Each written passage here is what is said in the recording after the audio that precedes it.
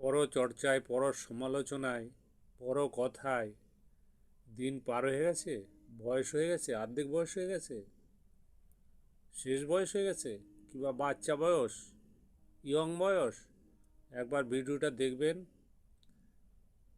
আর মিলিয়ে নেবেন। যদি পারেন তো কিছু পয়েন্ট নিয়ে ব্যবহার করবেন।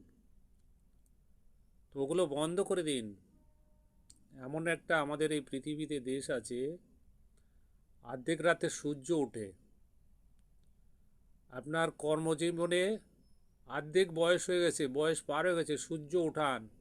সূর্য কি সূর্য? জ্ঞানের সূর্য, বুদ্ধির সূর্য, বিবেকের সূর্য, কর্মের সূর্য। তুলুন। নিজের মনকে শক্ত করে, নিজেকে নিজে বন্ধুত্ব করে, নিজের মনকে নিজে জিজ্ঞেস করে তুলুন। সুন্দরময় হয়ে যাবেন।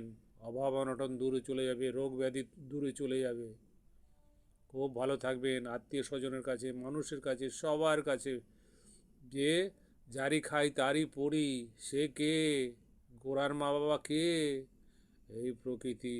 এই প্রকৃতির দেহ, এই প্রকৃতির দেহ প্রকৃতিতে চলে যাবে। প্রকৃতির খেয়ে বড় সবাই। সব ভুল পথে চলে গেছেন।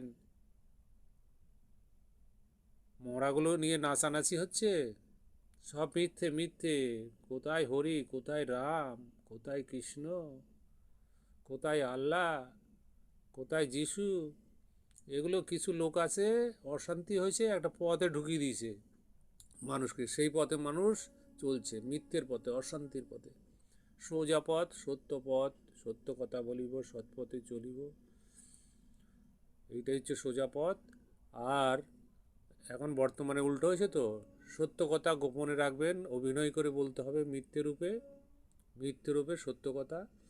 আর অনেকে রোগ কিনে খায়, অনেকে ওষুধ কিনে খায়, রোগ কিনে খায়, অর্থাৎ ডিসিপ্লিন অমান্য করে, প্রকৃতির যে নিয়ম ডিসিপ্লিন আছে অমান্য করে, ওটা হচ্ছে রোগ কিনে খায়।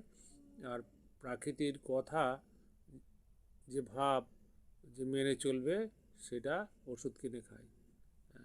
তো সেইভাবে চলবেন, বুঝে প্রকৃতির সঙ্গে, প্রকৃতির দেহ প্রকৃতির সঙ্গে মিলিয়ে চলবেন। জীবনটা সুন্দরময়, শান্তিময় হবে। আর কর্মজীবনে ব্যস্ত থাকবেন। পরসমালোচনা, পরচর্চা, এগুলো বন্ধ করুন। মনের ভিতরে থাক, নাহলে মনের ভিতরে না থাকলে আপনি ধস নেমে যাবেন। আপনার শত্রু পিছনে লাগলে আপনি লড়াই করতে পারবেন না। এগুলো